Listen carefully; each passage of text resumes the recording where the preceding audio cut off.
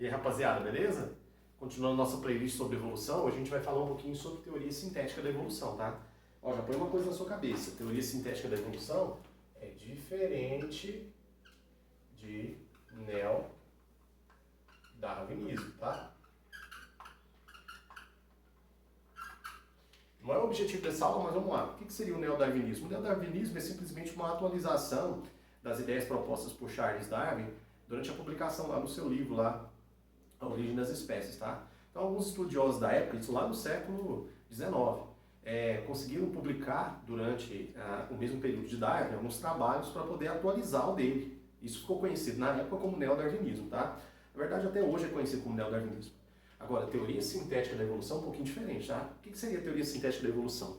Seria uma espécie de fusão, tá? Uma síntese entre o darwinismo clássico, proposto por Charles Darwin lá no seu livro, Origem das Espécies, com as ideias genéticas propostas por esse carinha aqui, ó, o Gregor Mendel, tá? Nós está vendo aqui, ó, o Gregor Mendel mais o Darwin, tá? Associando os dois estudos, né?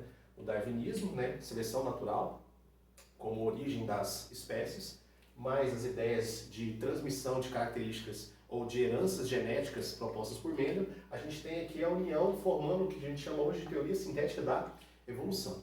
Bom, o que vocês têm que prestar atenção? O que a gente precisa entender? Quais são os parâmetros dados pela teoria sintética da evolução para entender como a evolução se processa de fato? Nós vamos usar isso aqui, ó.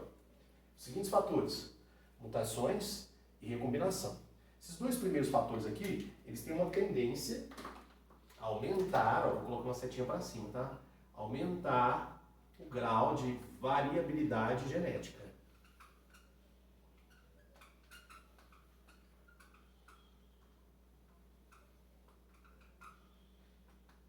Tá?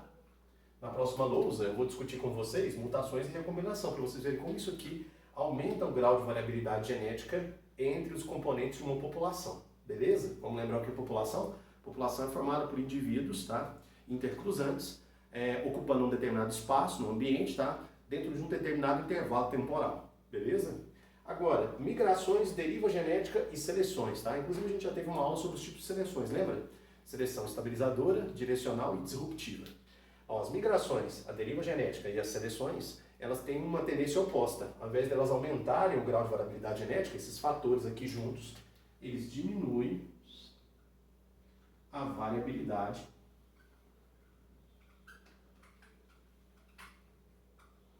genética. Tá. Então, galera, vai ficar assim.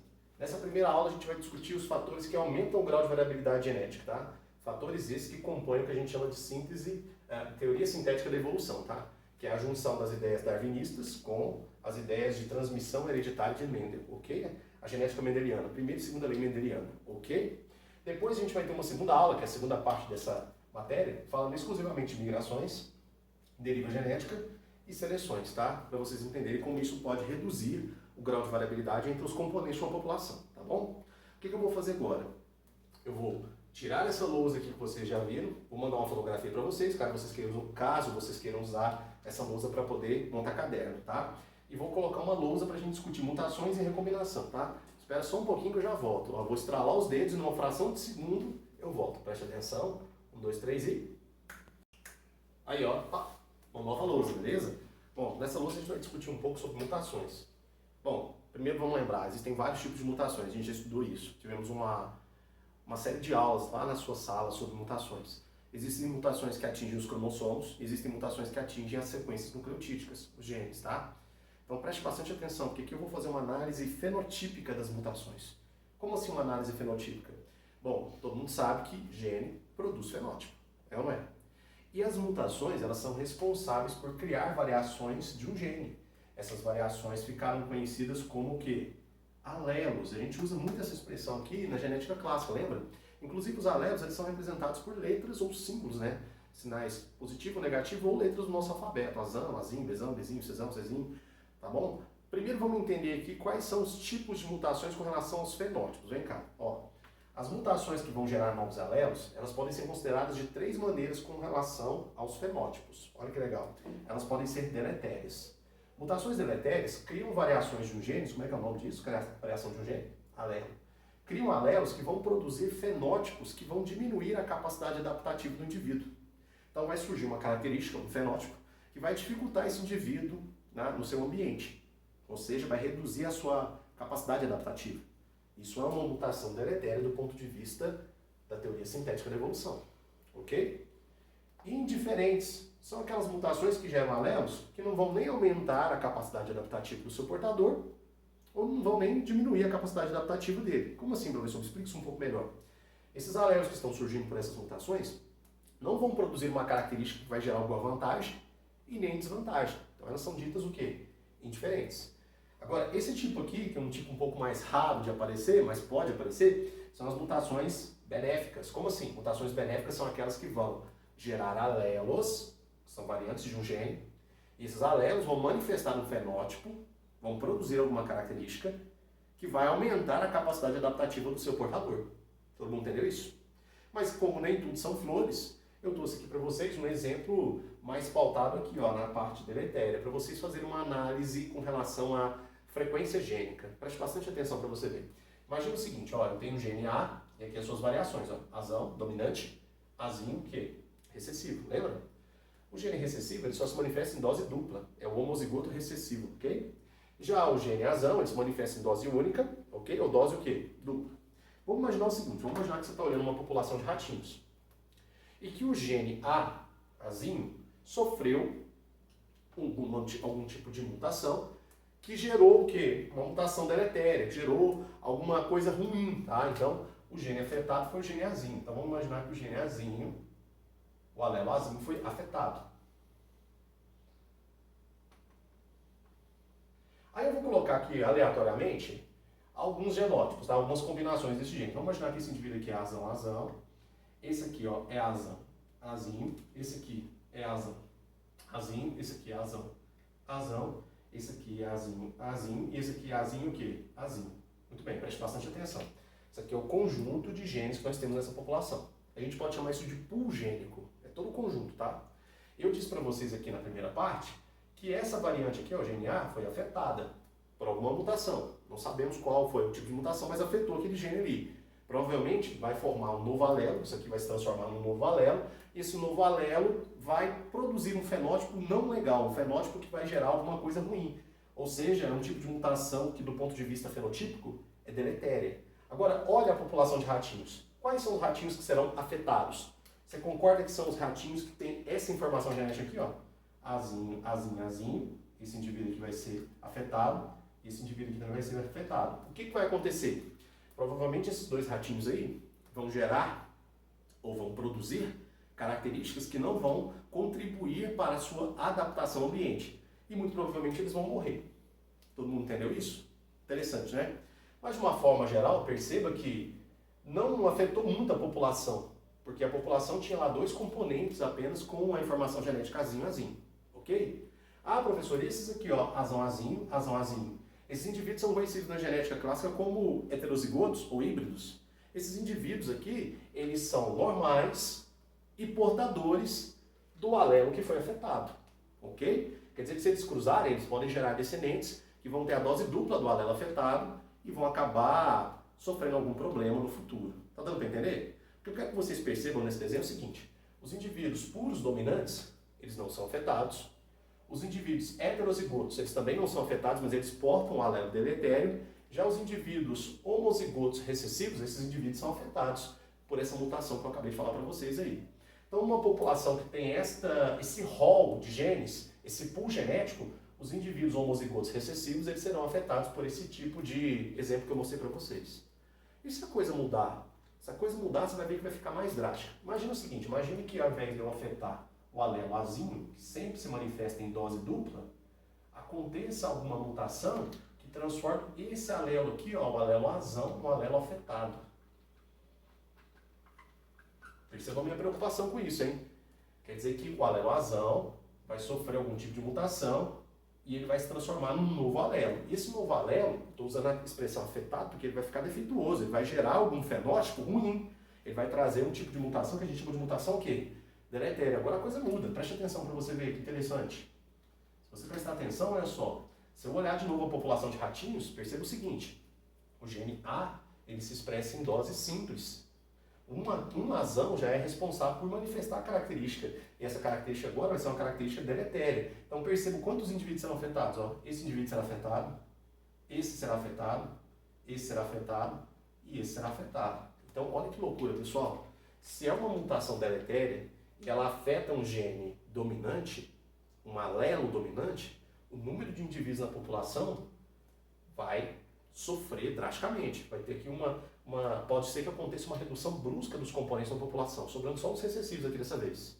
Já se o gene azinho, que se manifesta em dose dupla, for afetado por alguma mutação, aí você vai ter poucos indivíduos aqui, nesse exemplo que eu estou dando para vocês, afetados. Tá? Então vamos encerrar essa parte para eu colocar mais uma lousa para vocês. Quando se trata das mutações, as mutações são responsáveis por criar novas variações de um gene. Nós chamamos essas variações de alelos. Do ponto de vista fenotípico dessa vez, tá? Quais são os tipos de mutação? As mutações deletérias, que vão fazer com que o portador da mutação crie um fenótipo que não é bom para a sua adaptação. As mutações indiferentes, que vão fazer com que o portador da mutação crie um fenótipo que não vai fazer nenhuma diferença no ambiente, não vai nem aumentar a sua capacidade adaptativa, nem diminuir. E as mutações benéficas. O que são as mutações benéficas? São aquelas mutações que criam novas versões do gene. Como é que é o nome da nova versão do gene? Alelo. E esse alelo vai trabalhar na construção de um fenótipo que vai aumentar a capacidade adaptativa do ser no seu ambiente, tá? Aí para você entender legal esse lance de mutações, eu coloquei aqui como exemplo mutações deletérias. Aí eu criei duas situações. Uma mutação que afeta o gene dominante e uma mutação que afeta o gene o quê? Recessivo. Perceba o seguinte, se o gene dominante for afetado por uma mutação, o número de indivíduos na população que vai sofrer com essa mutação será maior. Ok? Já se a mutação afetar o gene recessivo, o número de indivíduos que existem nessa população que vai sofrer com essa mutação será um pouco o quê? Menor. Então você tem que ser capaz de analisar os tipos de benfeitorias que a mutação pode trazer, se é que vai trazer, e qual o efeito que ela vai ter no rol, no pool genético dos indivíduos que formam a população. Beleza? Eu vou apagar essa lousa e a gente vai discutir agora a questão das recombinações genéticas, ok? Só um minutinho, 2, 3 e... Tá. Aí galera, recombinações gênicas. Bom, quem é responsável por criar os novos alelos, aquelas variações do gene, são as mutações. Aí eu disse para vocês que podem existir 3 tipos de mutações quando se trata de fenótipos. Mutações que vão gerar bons fenótipos, as benéficas, as mutações que vão gerar fenótipos que não vão nem melhorar, nem atrapalhar o indivíduo no seu ambiente, são as mutações indiferentes, e as mutações que podem gerar algum tipo de fenótipo ruim, que vai reduzir a capacidade adaptativa do seu portador e levá-lo à sua ruína. Bonita essa expressão, a sua ruína. Essas mutações são chamadas de deletérias, beleza? A maior parte das mutações são mutações deletérias, infelizmente, tá? Bom, quando surge uma mutação que modifica um gene, forma um novo alelo, e esse alelo é bom, tem como a gente misturar esses genes, tá? Tem como a gente misturar esses alelos. A gente chama isso de quê? De recombinações gênicas. A recombinação ela é responsável por misturar alelos existentes em um quê? Ou melhor, nos cromossomos, tá? Quando você ouvir a expressão recombinação genética, eu quero que você pense em 3 eventos na biologia. Olha só, primeiro evento, fecundação. Segundo exemplo, segregação independente. Lembra disso aqui? Você estuda isso na genética. Segregação independente a gente chama de segunda lei da genética, ou segunda lei de Mendel, tá? Que os alelos segregam, os alelos de um gene segregam, sem interferir na segregação de outro, tá? Isso se eles estiverem localizados em cromossomos ditos não homólogos, tá? Então preste atenção nisso. Crossing over. Crossing over é um evento que acontece, tá? Durante a formação dos gametas, durante o processo de meiose, onde cromossomos homólogos trocam pedaços, trocam sequências, né, nucleotídicas entre si. Esses pedacinhos, tá, vão reconfigurar todo o cromossomo. Então, todos os genes que existem no cromossomo vão ser reconfigurados. Vai ter uma modificação no rol de genes no cromossomo, beleza? Pessoal, se eu não estiver sendo claro, entre em contato comigo, né, manda alguma mensagem para que eu possa melhorar as aulas aqui para vocês. Se você não estiver entendendo, vê mais uma vez, vê com calma, lê, associe os vídeos com a sua leitura, fechou? Então vamos falar um pouquinho sobre fecundação. Coloquei aqui um desenho para vocês de uma fecundação clássica, um gameta flagelado, masculino, obviamente. São raros os gametas masculinos que não são flagelados, tá? Tá fecundando aqui um gameta grandão, um gameta o quê? Feminino. Tudo bem, pessoal? Esses pontinhos pretos que vocês estão vendo aí são os núcleos, né? A informação genética está ali. Então cada núcleo desse aí tem um genoma, né? A gente representa isso com a letra N. N e aqui o quê? N. Lembra disso? N é a representação que a gente dá para genomas, número de genomas. Bom, se a gente pensar nesses gametas como humanos, o gameta masculino tem um genoma e o gameta feminino tem outro genoma. Cada genoma ali compõe 23, cada genoma é um conjunto de 23 cromossomos, se a gente pensar em espécie humana, tudo bem? Por que eu coloquei esse exemplo aqui? Para vocês lembrarem o seguinte, existem dois tipos de fecundação. Existe a autofecundação,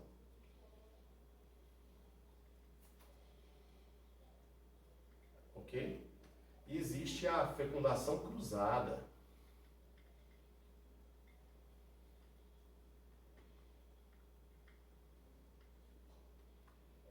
Muito bem, pessoal. A autofecundação é comum em indivíduos que apresentam os dois sistemas reprodutores, né? São conhecidos como hermafroditas ou monóicos, tá? Esses indivíduos fabricam os seus próprios gametas e usam esses gametas.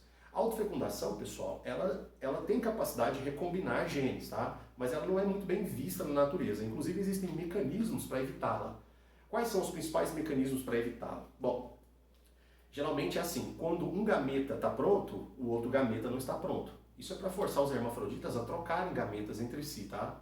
A gente chama isso de dicogamia. Então, o período de maturação dos gametas é diferente para que eles não fiquem prontos na mesma época e sejam usados pelo indivíduo. Embora existam algumas exceções, por exemplo, tênias.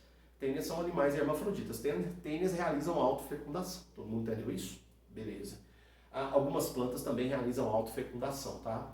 De uma forma geral, a autofecundação ela tende a uniformizar o material genético, ela tende a reduzir o número de genes híbridos, tá? Aqueles genes que têm uma variante dominante e uma variante recessiva. Então, elas tendem a deixar o material genético mais uniforme. Não são muito bem vistas na natureza. O tipo de fecundação mais bem visto na natureza, mais querido na natureza, é a fecundação conhecida como fecundação cruzada. Então, esse tipo de fecundação aqui, ó, fecundação cruzada, dedinho para dizer que ela é mais importante, tá? Esse tipo de fecundação cruzada, é a melhor fecundação que existe, tá? A fecundação cruzada ela pode acontecer entre indivíduos com sexos separados, ou seja, machos e fêmeas, ou pode acontecer entre hermafroditas, tá? Onde um doa gametas e o outro recebe. Troca de gametas mesmo, tá? No caso da espécie humana, dos mamíferos de uma forma geral, a fecundação cruzada. Então, gameta masculino e gameta feminino vão se encontrar no sistema reprodutor. Na fecundação cruzada, aleatoriamente os gametas vão se unir ou dentro do corpo de um dos parceiros ou fora, então fecundação interna ou fecundação externa, garantindo um melhor aumento da variabilidade genética entre os componentes que formam a população. Ok? Agora a gente vai lembrar o que significa segregação independente, tá? Então eu vou estralar os dedos e você vai ver uma nova representação aqui na lousa. 1, 2, 3 e... Pã! Aqui é uma lousa para a gente acompanhar agora a ideia de recombinação, tá? Bom, primeiro vamos lembrar de alguns aspectos importantes. Toda vez que você escutar a palavra de segregação independente, recombinação, fecundação, você vai ter que lembrar de gametas. Tudo bem? Gametas são células reprodutivas. E essas células reprodutivas são produzidas por um processo, que eu estou até marcando aqui na forma de uma linha do tempo, ó. Esse processo que eu estou marcando aqui na forma de uma linha do tempo, você vai chamar comigo de meiose. Lembra disso? A letra R representa a divisão especial meiose. Meiose em animais formam gametas, meiose em plantas formam esporos, tá? Meiose gamética, meiose espórica, tudo bem? Vocês vão estudar isso com mais calma em outras aulas. Por enquanto, vem comigo. Imagina o seguinte, imagina que a gente está analisando aqui um conjunto gênico aí, uma célula 2N igual a 4 cromossomos, ó. 1, 2, 3, 4, tá? Então 2N vale quantos cromossomos? 4. Muito bem. Vocês lembram que N é o que a gente chama de número de genomas, né? Número de conjuntos cromossomos. Então essa célula tem 2 conjuntos cromossomos, provavelmente de origem paterna e materna, tá? E o 2N dessa célula aqui equivale a 4. Aí olha só o que eu fiz, eu já adiantei algumas cenas, porque senão não cabe aqui no quadro, o quadro é pequeno. Imagina que eu coloquei aqui já uma célula que já está com seus cromossomos duplicados já. Veja aqui, o cromossomo vermelho tem 2 cromátides, ok? O cromossomo azul tem 2 cromátides, o cromossomo roxo 2 cromátides e o cromossomo verde 2 cromátides. Perceba o seguinte, ó, o cromossomo azul e o cromossomo vermelho, eles têm o mesmo tamanho e mesma posição de centrômero. São cromossomos que formam pares, chamamos de cromossomos homólogos. Isso também vale para o cromossomo roxo e o cromossomo verde. Perceba que eles estão formando pares. Então eu tenho aqui, pessoal, 2 pares, que a genética clássica chama de pares homólogos. Beleza? Bom, vamos ver como é que esses cromossomos vão se comportar na hora de formar essas bolinhas aqui, tá vendo? Essas bolinhas já representa o resultado final, que a gente chama de gametas, tá? Imagina que é um animal, fechou? Se fosse uma planta, isso aqui seria o quê? Esporos, tá? Vamos ver como é que vai acontecer aqui a separação. Lembra que na meiose eu tenho a separação dos cromossomos homólogos, tá? Como é que funciona? Funciona assim.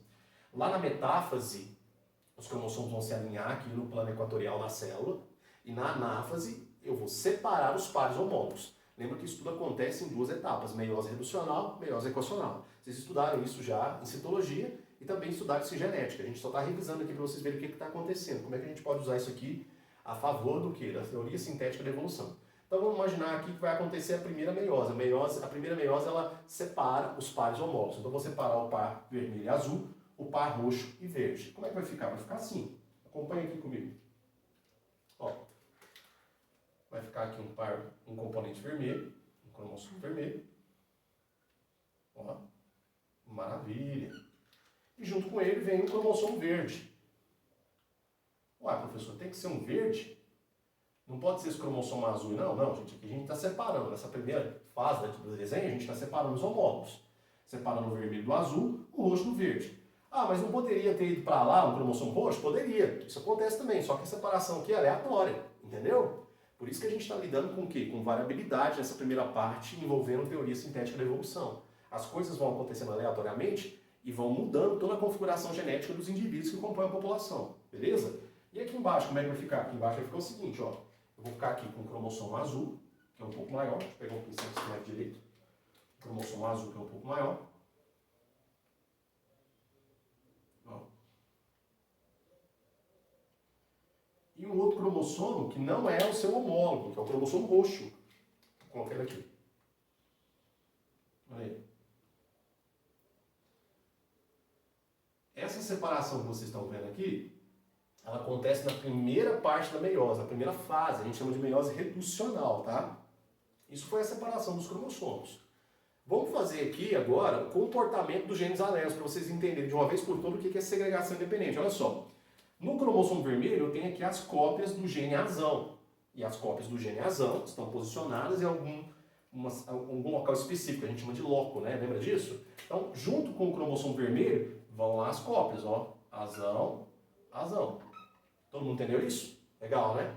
Agora, olha aqui embaixo, ó. O fato de ter ido azão para cá não significa que obrigatoriamente tem que vir Bzinho, Bzinho para cá ou Bzão, Bzão para cá. No meu desenho veio para cá o Bzinho, Bzinho, acompanhando o cromossomo verde. Olha aí. Bzinho, Bzinho. Mas poderia, professor, ter ido para lá o cromossomo roxo com Bzão, Bzão? Poderia, gente. Daí o nome, segregação independente. O fato de ter ido para lá o vermelho não significa ou não obriga que tenha que ir para cá o roxo. Pode ir o roxo ou o verde. Entendeu? São eventos que acontecem ao mesmo tempo. Não excluem a possibilidade. Quando um acontece, isso não exclui a possibilidade do outro acontecer. Isso que eu quero que vocês entendam. Aí ficou como? Essa célula ficou configurada azão, azão, Bzinho, Bzinho. E a célula de baixo, olha só. Como foi para lá um cromossomo azul e um cromossomo roxo, junto vai a informação genética. Ficou aqui azinho, perdão, azinho, azinho. E aqui o que, pessoal? Bzão, Bzão. Poderia ter ficado aqui embaixo azinho, azinho, Bzinho, Bzinho? Poderia. Poderia ter ficado aqui em cima azão, azão, Bzão, Bzão? Poderia. Mas aqui os eventos são aleatórios. Belezinha? A gente chama isso aí de quê? De segregação independente. E agora? Isso aqui que aconteceu na meiose 1. Agora vem a meiose 2. A meiose 2 a gente chama de meiose equacional. Essa célula multiplica formando duas, essa célula multiplica formando duas. No final eu terei 4 células. Para alimentar essas células com material genético, olha o que vai acontecer. Eu vou separar os braços, ou melhor, vou separar as partes do cromossomo. As partes do cromossomo são as cromátides irmãs, lembra? Aqui eu tenho uma cromátide, aqui eu tenho outra. Aqui eu tenho uma cromátide, aqui eu tenho outra. Então, nessas células existem 4 cromátides. Como é que vai ficar? Vai ficar assim, ó. Vai uma cromátide vermelha para cá. Aqui vai uma cromátide vermelha também. Todo mundo entendeu? Vai uma cromátide verde para cá. Ó, e aqui vai uma cromátide verde também. Beleza? E junto com as cromátides você tem as cópias do gene, que se separaram. Olha só para você ver. Aqui vai ficar uma cópia do gene A, e aqui vai ficar uma cópia do gene o quê? Bzinho. Aqui vai ficar uma cópia do gene Azão, e aqui uma cópia do gene o quê? Bzinho. Beleza? Qual que é a configuração genética desses dois primeiros gametas? A configuração genética é Azão, Bzinho. Mas poderia ser como? Azão o quê? Bzão. Como poderia ser azão Bzão? Se no lugar desse cromossomo verde tivesse vindo um cromossomo o quê? Roxo. Então existem essas duas possibilidades ali. E aqui embaixo, como é que ficaria? Aqui embaixo também, ó, a célula vai passar por meiose 2, meiose equacional. Eu vou alimentar essas células que foram formadas com as partes do cromossomo, chamadas de cromates. Então vai ficar uma cromate azul aqui. E aqui uma cromate azul também. Tá vendo aí? Separei os cromates do cromossomo azul. Eu faço o mesmo no cromossomo roxo. Eu separo uma cromate do cromossomo roxo aqui. E aqui eu coloco uma cromate do cromossomo roxo. Ok?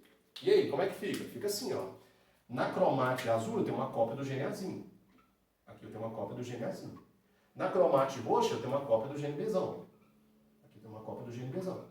Então a configuração genética desses gametas que foram formados é azinho, Bzão. Mas poderia ser também azinho, Bzinho. Como poderia ser azinho, Bzinho? Se no lugar desse cromossomo roxo, na hora da separação aqui, tivesse vindo um cromossomo o quê? Verde. Por isso que a gente usa cores no quadro de biologia, para ficar mais fácil vocês entenderem. Esse mecanismo todo que você está vendo aí, a gente chama de segregação independente, tá? E envolve qual divisão especial? A meiose. Lembra que a meiose nos animais é para formar gametas e a meiose nas plantas é para formar o quê? Esporos. Agora a gente vai ver a última lousa sobre esse assunto para aumentar a variabilidade genética. Agora, antes de eu fazer a última lousa, perceba o seguinte. Esses gametas têm suas configurações gênicas, não tem? Show, né? E aí o que vai acontecer? Aleatoriamente eles vão se fecundar com gametas de um outro indivíduo. Lembra que a fecundação pode ser por autofecundação ou por fecundação cruzada. E aleatoriamente esses gametas vão se combinar para remontar a configuração original, o genoma original, que seria de quantos, pessoal? 2N igual a quê? 4. Beleza? Daqui a pouco eu volto com mais uma lousa. Vou só estralar os dedos e aí vai aparecer uma nova lousa. 1, 2, 3 e... Olha aí, tá, o último quadro dessa primeira parte envolvendo teoria sintética da evolução. Essas bolinhas que eu estou usando aí para você entender a última parte lá, chamada de crossing over ou permutação, tá? Já começou, olha aqui para você ver, ó. Para não deixar vocês confusos, dessa vez ao invés de usar 4 cromossomos, eu estou usando apenas 2 cromossomos, tá? Lembrando que isso aqui não é um evento obrigatório, tá? Isso pode acontecer ou não. Inclusive, a taxa de gametas formadas por esse processo é sempre menor do que 50%. Vocês estudam isso em genética, tá? O que eu quero que vocês entendam é o seguinte, ó. Cromossomos homólogos vão fazer isso. Então, os cromossomos que formam pares, eles são capazes de realizar esse processo. Observa aqui para você ver, ó. As cromates proximais, ó, tanto a vermelha como a azul, elas vão se unir nesses pontinhos aqui, ó. Tá vendo aqui, ó, onde eu estou marcando? Esses pontinhos lembram muito a letra X, eles são chamados de quiasmas. Pessoal, quiasma significa X, tá? Vou colocar aqui para você, ó. Tudo bem? Então, o que vai acontecer? Nesses pontinhos aqui, acontece troca de pedaços cromossômicos. Vocês vão perceber nos próximos desenhos que o cromossomo vermelho vai trocar pedaços com o cromossomo azul nesses pontos chamados de quiasmas. Gente, isso aqui começa na primeira parte da meiose 1. Lembra que a meiose 1 é a meiose reducional? A primeira parte da meiose 1 é a prófase 1. Então, durante a prófase 1, isso aqui está acontecendo, beleza? Uma subfase que a gente chama de paquítero, tá? Temos várias subfases da prófase, porque a prófase é a parte mais longa da meiose, tá? Na verdade, das divisões de uma forma geral, tanto da meiose quanto da mitose, a prófase é a parte mais longa. Mas isso a gente estuda lá na citologia, por enquanto só para vocês entenderem como isso aqui é usado para a gente olhar a teoria sintética da evolução, ok? Bom, o que vai acontecer agora? Os cromossomos vão trocar pedaços. E aí, lá na meiose 1 acontece a separação desses cromossomos, a gente chama de segregação dos cromossomos homólogos. Então vai ficar aqui em cima o cromossomo vermelho.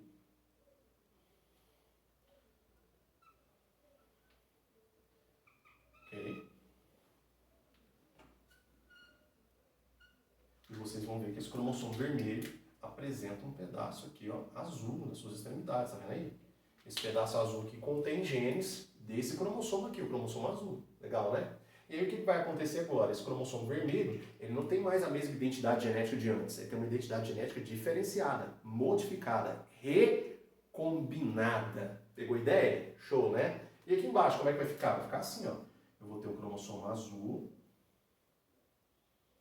Aí.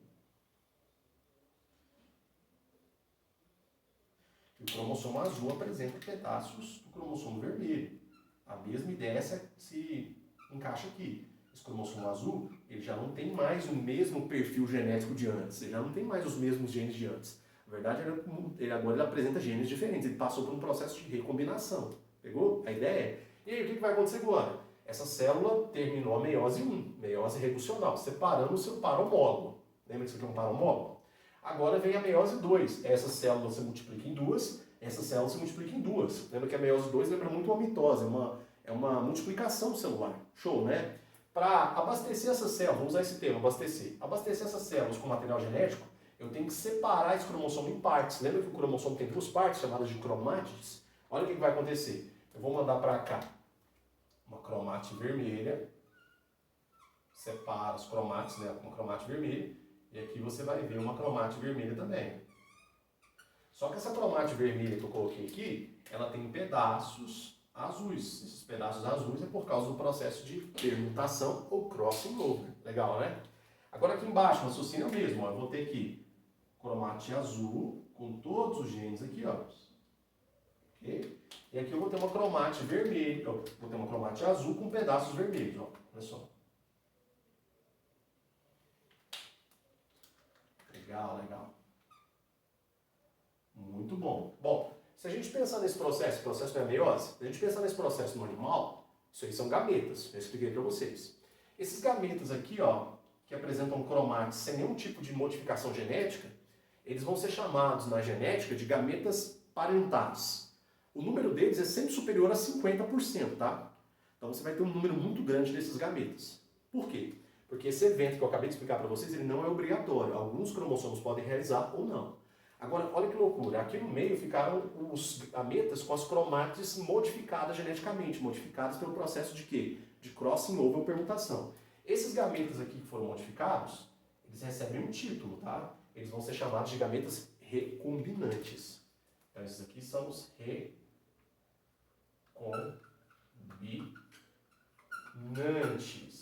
Vou escrever pequenininho aqui, porque não cabe na lousa, a lousa é pequena. Entendeu? Então, vamos fazer um resumo do que foi visto nesta aula, nessa primeira parte de teoria sintética da evolução. Nós vimos que a teoria sintética da evolução é uma fusão, uma síntese, né, entre o darwinismo e as teorias genéticas propostas por Gregor Mendel, tá bom? Quais são os fatores que a gente tem que levar em consideração quando falamos de teoria sintética da evolução? Os fatores que vão aumentar o grau de variabilidade genética entre os componentes que formam a população. Que fatores são esses? Mutação. As mutações geram novos alelos. E as recombinações. Quando você escutar a palavra recombinação, eu quero que você lembre de fecundação, beleza? Segregação independente e esse evento que eu acabei de explicar para você, o famoso crossing over, tá? Lembrando que não é um evento obrigatório. Alguns cromossomos podem fazer, outros não. Tudo bem? E este evento gera um tipo específico de gameta que a gente chama de gameta recombinante, ok? Muito bem. Além de mutação e recombinação, que aumentam o grau de variabilidade genética entre os componentes de uma população, a gente vai ver na próxima aula, né, a próxima aula sobre esse assunto, sobre teoria sintética da evolução, vou chamar de parte 2, tá? A gente vai ver na parte 2 dessa aula que existem alguns fatores que, ao invés de aumentar o grau de variabilidade genética entre os componentes de uma população, reduz o grau de variabilidade genética. Que fatores são esses? As migrações, ok? Uma coisa que a gente chama de fluxo gênico. A deriva genética, tá? Que é um evento que envolve catástrofes naturais, vocês vão entender isso melhor quando eu fizer a lousa. E as seleções, que é uma coisa que a gente já vem estudando há um tempo, tá? São 3 tipos de seleções: seleção direcional, estabilizadora e disruptiva. Lembra que a seleção, pessoal, ela favorece um fenótipo e um genótipo em detrimento de outros, tá? Os mais adaptados, é claro. Espero que vocês tenham gostado dessa aula. Qualquer dúvida eu estou à disposição, tá? Vocês vão fazer os exercícios que eu indiquei no planejamento de vocês. Estou atendendo, tá? Se vocês precisarem, podem me chamar. E se não conseguiu entender, pausa, vê de novo, entre em contato comigo, faça a sua parte, eu faço a minha, a gente vai ajeitando até a gente passar por esse período difícil que o mundo todo está vivendo, tá? Espero que vocês tenham gostado. Tchau!